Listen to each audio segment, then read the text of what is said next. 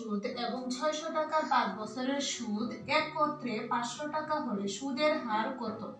এই অঙ্কটা অনেক চাকরি পরীক্ষায় আসছে এবং 16তম বিসিএস এও আসছে। দেখি আমরা এটা শর্টকাটে কিভাবে 1 মিনিটে করতে পারি।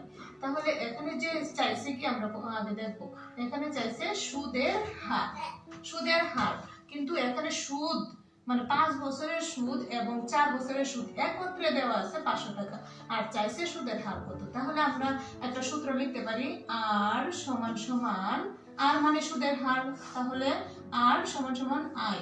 আই মানে কি? ইন্টারেস্ট বা সুদ, যেটা বলি মুনাফা। তাহলে নিচে হবে এ এক্স প্লাস বি ওয়াই। আমরা এটা লিখে নিতে পারি। পূরণ 100% সমান, আমরা এখানে আয়ের মান বসে নেব। কি বলছে? 5 বছরের সুদ এবং 4 বছরের সুদ একত্রে আমরা দেওয়া আছে, এখানে মুনাফা কত? 500।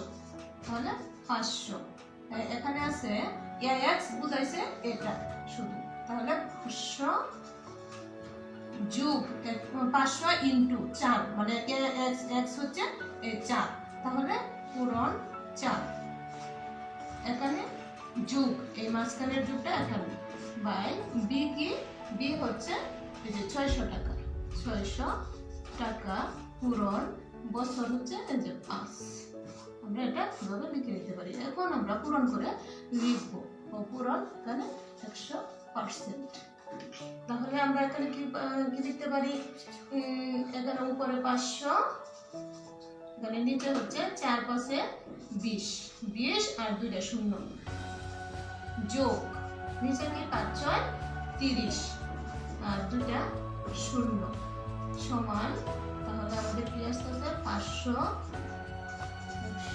100%। নিচে হচ্ছে 3 আর 2 যোগ করলে কত হয়? 5, আর এখানে 3টা শূন্য, এখানে 3টা শূন্য, যেহেতু যোগ করছি তাহলে 3টা শূন্য হবে, আর উপরে আছে 500। তাহলে এই 2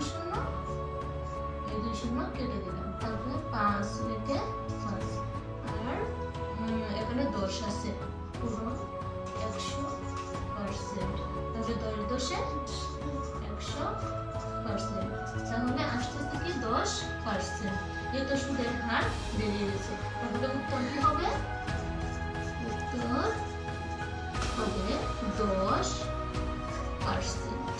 এটাই হচ্ছে আনসার। এটা আমরা একদম শর্টকাটে 1 মিনিটে করতে পারি, যেহেতু আমাদের চাকরি পরীক্ষায় একটা অঙ্কের জন্য শুধু 1 মিনিট দেওয়া থাকে।